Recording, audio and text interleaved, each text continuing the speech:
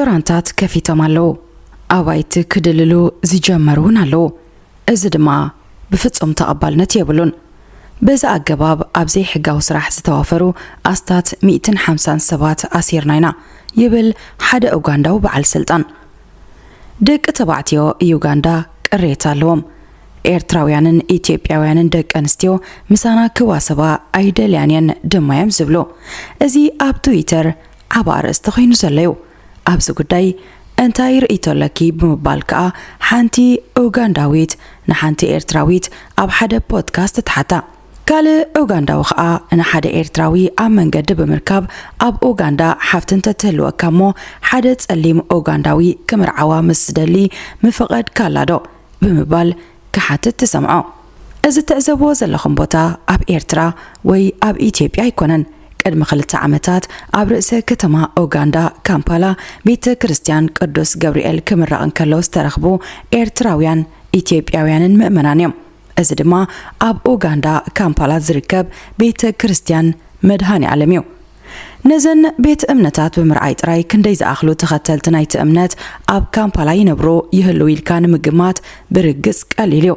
ኡጋንዳ ኤርትራውያንን ኢትዮጵያውያንን ስደተኛታት ከቢሮምን ቀሲኖምን ካብ ዝነብሩለን ሃገራት ኣፍሪቃ እታ ኣብ ቀዳማይ ደረጃ እትስራዕ ኮይና ስደተኛታት ብሰንኪ መንነቶምን ዝመጽሉ ሃገርን ዝኾነ ይኹን መጥቃዕቲ ክወርደናዩ ከይበሉን ከይፈርሑን ብሰላም ዝነብሩላ ሃገር እውን እያ ኣብዘን ዝሓለፋ ውሕዳት ዓመታት ግን ምረት ዜጋታት እታ ሃገር ቁጥዐ ሰበስልጣን እታ ሃገርን ወፍርታት ማሕበራዊ ሚድያን ብውሑድ መጠን ኣብ ልዕሊ ኤርትራውያንን ኢትዮጵያውያንን ዝተኸፍተ ይመስል ኣሎ ሰላምታይ ረሳዕናን ፍትዋት ተኸታተልቲ መስትያት ዓለም ኣብ ናይሎም ዳህሳስና ናብታ ብርክት ዝበሉ ኣሕዋትናን ኣሓትናን ሓቂፋት ትርከብ ምብራቕ ኣፍሪቃዊት ሃገረ ኡጋንዳ ብምቕናዕ ንህይወት ናይቶም ኣብታ ሃገር ዝነብሩ ኤርትራውያን ብምድህሳስ ብዛዕባቲ ኣብ ዝቀረባ ዓመታት ብተደጋጋሚ ዝስማዕ ዘሎ ቅሬታ ዜጋታት እታ ሃገር ክንነግረኩም ኢና ሰናይ ምክትታል ኡጋንዳ ማዕጾን ስደተኛታት ክፉት ካብ ዝገበራ ውሕዳት ሃገራት ዓለምና ቀዳመይቲ እትስራዕ ኮይና ኣብ 2025 ዓመተ ምህረት ትካል UNHCR ብዘውፅኦ ጸብጻብ መሰረት ልዕሊ 2 ሚልዮን ስደተኛታት ሓቂፋ እትርከብ ሃገር እያ ብዙሓት ስደተኛታት ብምቕባል ድማ ካብ ኣፍሪቃ ቀዳመይቲ ካብ ዓለም ድማ ብኢራን ቱርኪ ኮሎምቢያን ጀርመንን ተበሊጻ ሓምሸይቲ ብዙሓት ስደተኛታት ዝነብሩላ ሃገር እያ ካብቶም ኣብ ኡጋንዳ ዝርከቡ ስደተኛታት ደቡብ ሱዳናውያን ነቲ 52.4 ሚእታዊት ይሕዝዎ ብዝሖም ድማ ልዕሊ 1 ሚልዮን ኣቢሉ ይግመት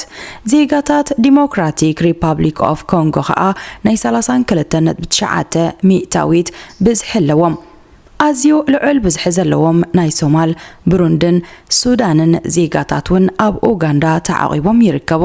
እቶም ኣብ ኡጋንዳ ዝርከቡ ስደተኛታት ኣብ 13 ዝተፈላለያ ማዓስከር ስደተኛታት እዮም ዝነብሩ እንተኾነ ግን ብመሰረት እቲ ኡጋንዳ ኣብ 2006 ዓመተ ምህረት ዘውፀቶ ንስደተኛታት ዝምልከት ሕጊ ስደተኛታት ካብ ቦታ ናብ ቦታ ክንቀሳቀሱ ኣብ ዝደለይዎ ክፋል እቲ ሃገር ምስ ዜጋታታ ሓቢሮም ክነብሩ እተፍቅድ ሃገር ብምዃና ካብቶም ኣብታ ሃገር ዝርከቡ ጠቕላላ ስደተኛታት እቶም 8 ሚእታዊት ኣብ ርእሰ ከተማኣ ካምፓላ ኣባይቲ ተኻርዮም ምስ ዜጋታት እታ ሃገር ሓቢሮም እዮም ዝነብሩ ካብቶም መዕረፊኦም ብቐንዱ ኣብ ካምፓላ ዝገበሩ ስደተኛታት ድማ ኤርትራውያን ብቐዳምነት ዝጥቀሱ እዮም ምስ ዜጋታት እተን ካልኦት ጎራብቲ ሃገራት ብምንጽጻር ዝተጋነነ ብዝሕለዎም ክትብል ዘድፍር እኳ እንተዘይኮነ ሓደ ኣብ መወዳእታ 2025 ዓመተ ምህረት ዝወፀ ሓበሬታ ከም ዘነጽሮ ኣብ ኡጋንዳ ከም ስደተኛታት ዝተመዝገቡ 56,300 ኤርትራውያን ኣለዉ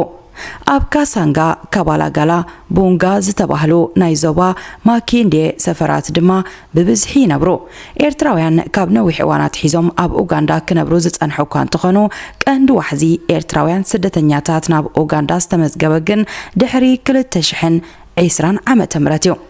بمسارات تأمود داتا خلت تشحن عسران حمشتن عام تمرد زوات حبريتات زملاختو عب مجمرتا عامتات كل تشحن عسرتن بزحي إيرتراويان سدتنياتات عب أوغندا أستات عسر تشح تراينيرو كاب كل تشحن عسران كساب كل تشحن عسران كلتن عام تمرد عب زنبرا سلسة عامتات جن اتقطري كاب 4 كساب 5 شحبيلو بزيحو عب كل تشحن عسران حمشتن عام تمرد ما 56 شحن 300 إيرتراويان سدتنياتات عب تحتي UNHCR تمزجيبهم نيرم إيرتراويان نخلتن بتشعت مئتاويت كاب تغلالا عب أوغندا زلو سدتنياتات زشفنو خينهم عب تهاجر كاب زلو 34 سدتنياتات حدا إيرتراويو مالت دمايو كمتي لعليلو استقلت بزحتهم عب أوغندا زنبرو إيرتراويان مس بزحي زيغاتات تنكالوت هاجرات النصات إيركا وحود كوان تخانه عب كامبالا عب تقرارب بوتاتات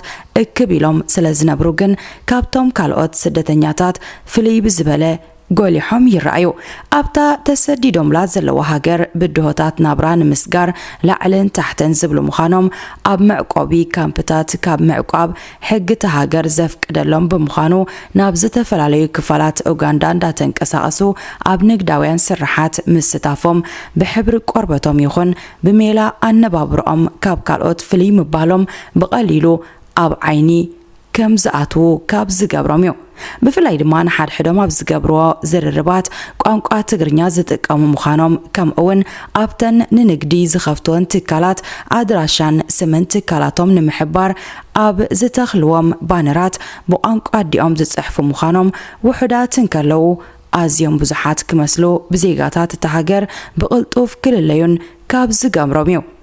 نقل وحدات قديفكا مبزحتهم أب أوغندا زنبرو إيرتراويان ناب أوغندا زمرحو ناب سالسي تهاجر كساب زساجرو نجزيو نخص أنحلا بمبالنبر أب تهاجر نمنبار يكونن يغوننبر ناب تهاجر مساتو سالاتي اتهاجر نسدت نياتات زلوانات نتن متشؤنتن تقبل قاشا زخانة بحري زيغاتاتا توسيخو منجست أوغندا كل مدعو نات سلزهبومون أب أوغندا بقوامنت كنبرو زمرتو سدتنياتات وحدات يكونون بفلاي دما أبزن زحلفا 3 عامتات بسنكتي أب سودان زتولع كينات حد أب سودان كم سدتنياتات كوينهم زنبرو إيرتراويانن إثيوبياويانن نبسوم نمدحان بمنجدي دبوب سودانن إثيوبيان نابتا زحاشة سلام كن رخب لاينا زبلوا أوغندا وحيزم يوم أبزغدو هاجر أب تهاجر نزلو عدلات بمتقام هيوتهم نمغيار لعلن تحتن كبلو كابز رأي وجناتنا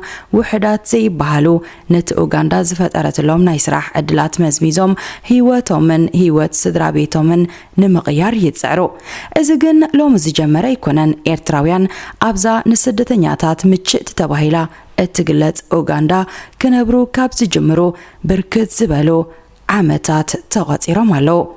اتوم ننويح عامتات اب اوغندا ناي منبار عدل زرخبو وجناتنا سوبر ماركت عبيت اكفافلت دكانات كافتات ريستورانتات مأكلات ليتا وتلهيت كلينيك فارماسي بيت صحفة شرف وطعي قلقليهم دما هوتيلاتن معدليتات ندادن كتريو زخالو عوتات سبهابتو كينوم يوم حدست متساتون عقمم بزفقدو نتوم اب اوغندا زركبو سدتنياتات وغناتهم مأكل زقبره كم بيت مقبي تصغر بيت تكالات مشطا ناي بحل كداونتن شاهن بونن زشطا نعشتو تكالاتن بمخفات كنا برو يفتنو إذا جن نخلو مكان تزيبلنا نقل أوغنداويان دس زبالو ما يمثلنيو أبتن إيرتراويانن إثيوبياويانن ببزح زركبولن كبابيتات كامبالا بأوغنداويان نبرتت كبابي بتدقاقامي كابز سمعو قريتاتات اتك أدامي نابرا أخبي دوملنا زباليو إزوم سدتنياتات ببزحنا بكتمانا كمت أمس جمرو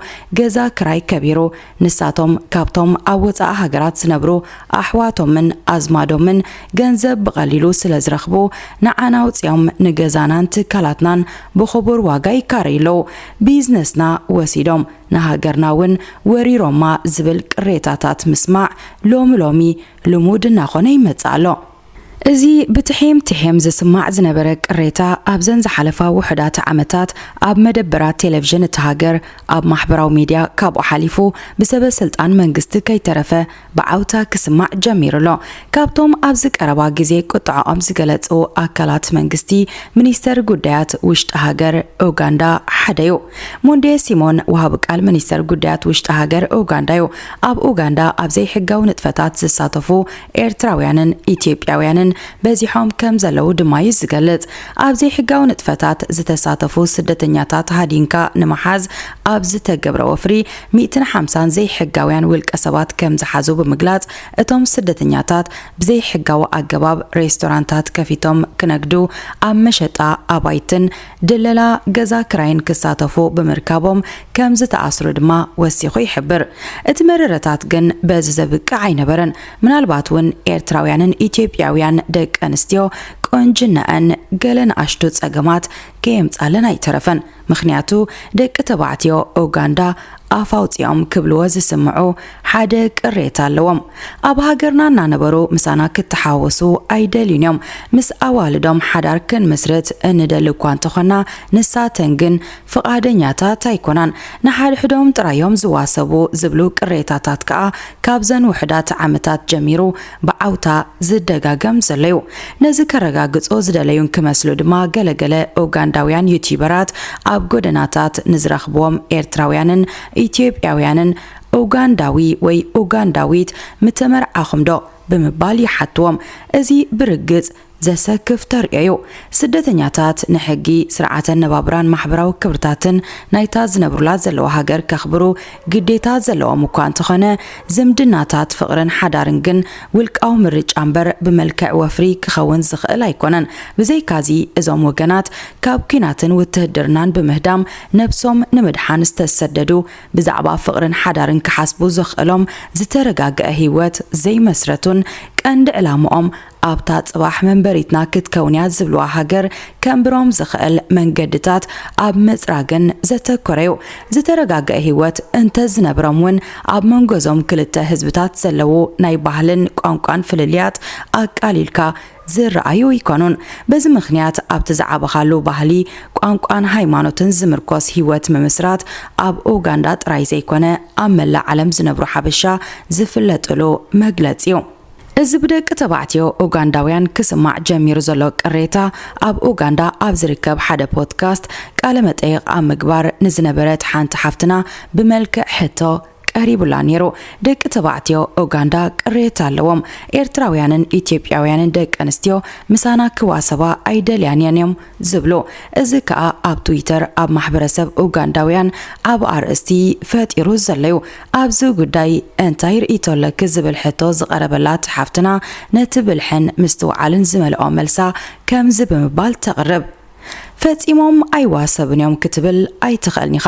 ኡጋንዳዊ ተመርዓ ሓዳር ዝመስረተት ኤርትራዊት ይፈልጥ ይኹን እምበር ኤርትራውያንን ኢትዮጵያውያንን ብብዝሒ ምስ ኡጋንዳውያን ከይዋሰቡ ዝገብሮም ናይ ባህሊ ፍልልይ ኣሎ ኣብ ማሕበረሰብ ኡጋንዳን ኤርትራውያንን ኢትዮጵያውያንን ዘሎ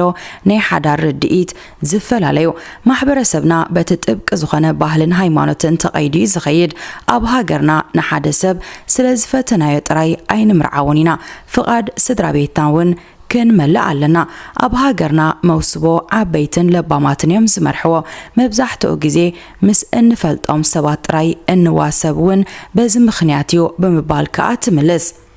ወላዳ ኣብ ኡጋንዳ ብብዝሒ ዝስምዑ ቅሬታታት እንተሃለዉ በዚ ተሳቢቡ ኣብ ልዕሊ ወገናትና ዝወረደ ዝኾነ ይኹን ኣካላዊ መጥቃዕቲ ግን ተሰሚዑ ይፈልጥኒው እዚ ሕጂ ዝግንፍል ዘሎ ቅድሚ ሕጂ ተሰሚዑ ዘይፈልጥ ሃገርና ወሲዶምልና ዝሕመረቱ ተደጋጋሚ መረረታት ግን ጽባሕ ንግሆ ናበይ ክመርሓና ከም ዝኽእል ንምግማቱ ከቢድ ኣይመስልን ኣብ መዳይ ቢዝነስ ውን እንተኾነ እቶም ብኤርትራውያን ዝካየዱ ማእከላት ቢዝነስ ብቐዳምነት ናብቶም ከምኦም ማሕበረሰብ ስደተኛታት ዘነጻጸርዮም እዞም ማእከላት ቢዝነስ ድማ ቅድሚ ሕጂ ኣብ ኡጋንዳ ተፈቲኖም ዘይፈልጡ ዓይነታት ቢዝነስ ብምዃኖም ቢዝነስና ወሲዶምልና ኣብ ዕዳጋ ይጫረቱን ኣለዉ ዝብል መረረታት ክስማዕ ዝገብሩ ይኮኑን። ኡጋንዳውያንን መንግስቲ ኡጋንዳን ንኣዝዩ ብዙሕ ዓመታት ማዕጾኦም ኣርሕዮም ስደተኛታት ብብሩህ ገጽን ፍቕርን ተቐቢሎም ዘእንግዱ ብሩኻት ህዝብን ተኾኑካ ኣብታ ሃገር ንስደተኛታት ዝንጽል ተግባራት ኣይረኣይንዮ ማለት ግን ኣይኮነን። ብፍላይ ድማ እቶም ልዕሊ 1 ሚልዮን ብዝሒ ዘለዎም ስደተኛታት ደቡብ ሱዳን ግዳያት ናይ ዝጸገም ዝኾኑ ህዝቢዮም ኣብ መንጎቲ ክልተ ህዝቢ ዘሎ ፍልልይ ባህልን ሜላን ነባብራን ከዓ ገለ ካብቲ ግዳያት ናይ ዝጸገም ክኾኑ ዝገብሮም እዩ። ኣብ ኡጋንዳ ህይወት መስሪቶም ሃብታ ኣጥርዮም ዝነብሩ ስደተኛታት ግን ሓበሻ ወይ ድማ ኣፍሪቃውያን ጥራይ ኣይኮኑን። እቶም ቅድሚ ኩሉ ናብ ኡጋንዳ ዝኣተዉ ስደተኛታት ህንዳውያን እዮም ነይሮም። ሎሚ እውን እንተኾነ ብዙሖም 30,000 ዝግምገም ህንዳውያን ኣብ ኡጋንዳ ከም ዝነብሩ ካብ ሚኒስተር ጉዳያት ወፃኢ ህንዲ ዝተረኽበ ሓበሬታ ይመላኽት። ወላ ደኣ ብዝሒ ናይዞም ህንዳውያን 30,000 ጥራይ ይኹን እቲ ዘገርም ግን ካብቲ ኡጋንዳ ብመልክዕ ግብሪ እትረኽቦ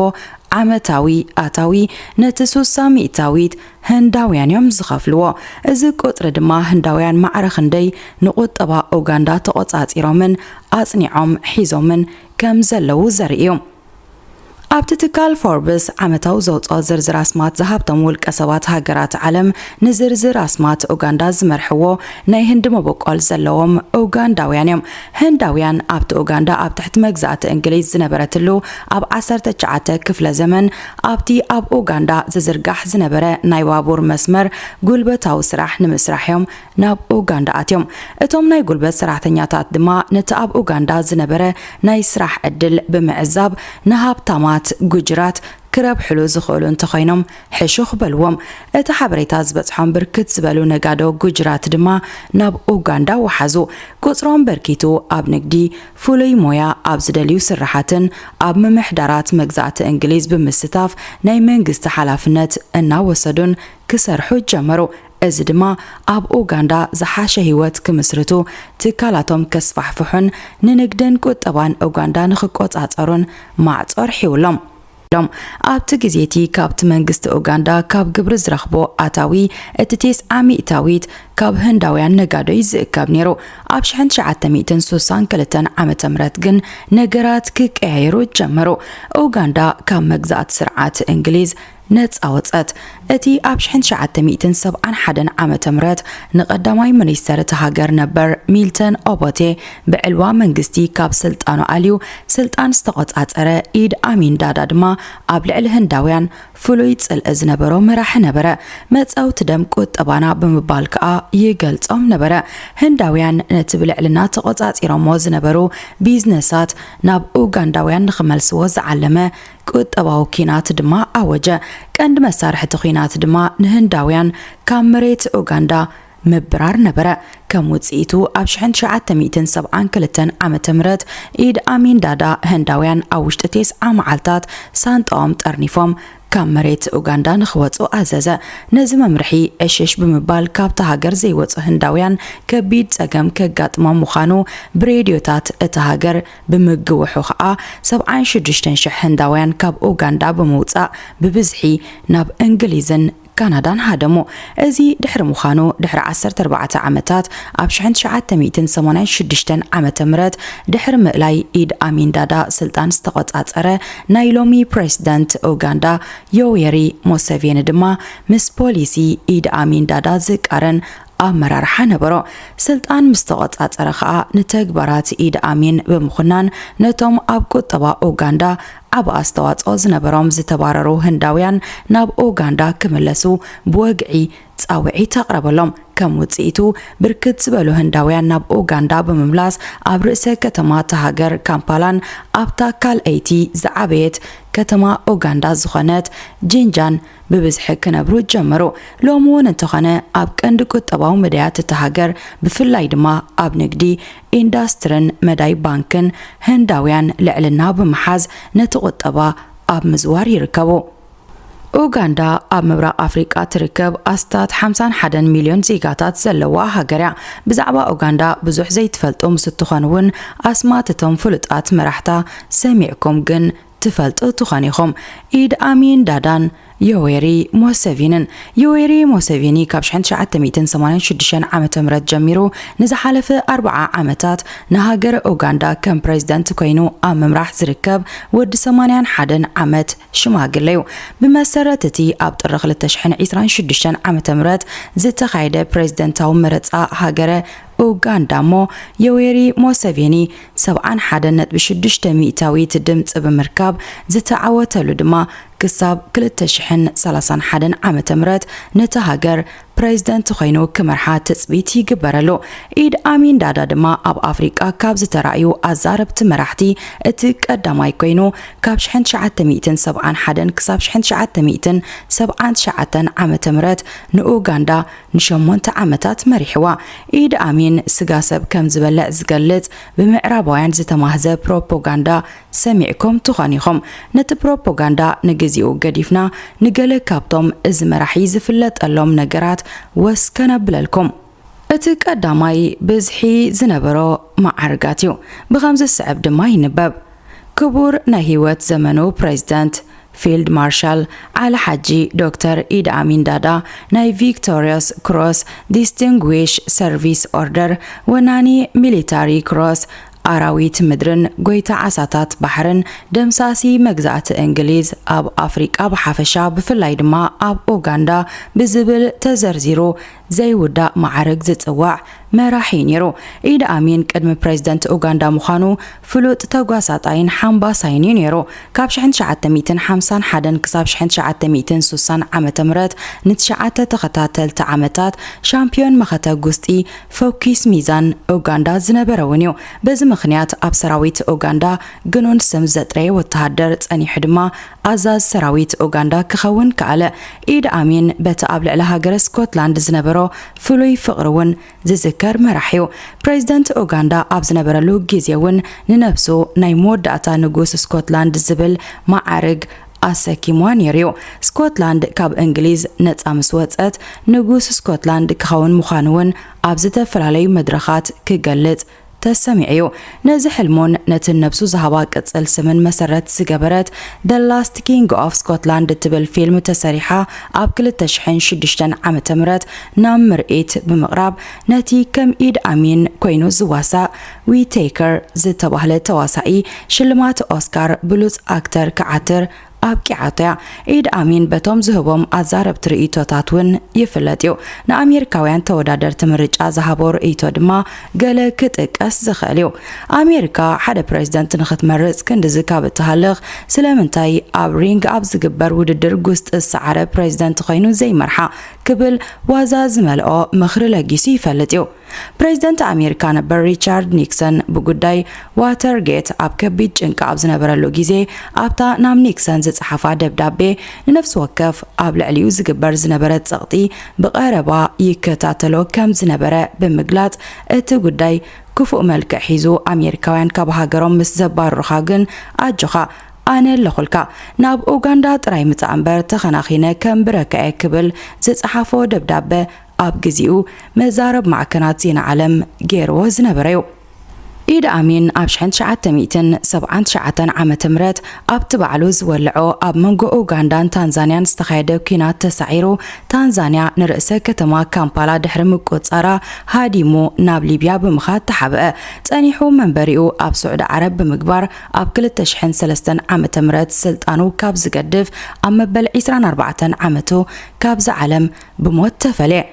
أوغندا أب قنات مدري كابز ركبا 13 هاجرات عالم أب أفريقيا دما أب تزوبا كابز ركبا 7 هاجرات حنتيا بز مخنيات قنات مدري انتا يمثل نمر أي كابز متقو بتحتي أنا آيسكا زي الرأى أتاو تركب أكال مجزات إنجليز نبرت أوغندا كاب كالوت أب أفريقيا زركبا بمجزات إنجليز حلفا هاجرات فلي بزبلة صوري كبهال زكال إنجليش زاربو هزبي زلوا هاجرونا أوغندا أفدق وحر زي بلا بمريت أتسو تهاجر انتخانتون أتزعبي كلاي أفريقيا كلاي فيكتوريا أمريكا زركب مخانوغن أمنا حقي زوايو كلاي فيكتوريا أب 3 هاجرات مبرا أفريقيا مالت أب أوغندا ኬንያን ታንዛንያን ዝርከብ ቀላይ ኮይኑ እቲ 45 ሚእታዊት ኣብ ኡጋንዳን ክርከብ ታንዛንያ 49 ኬንያ ድማ 6 ሚእታዊት ይውንንኦ እቲ ቀላይ ከዓ ንሰለስቲኤን ሃገራት ብመዳይ መጓዓዝያን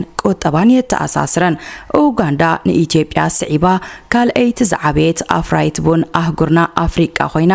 ኣብ ሰደድ መጺኻ ግን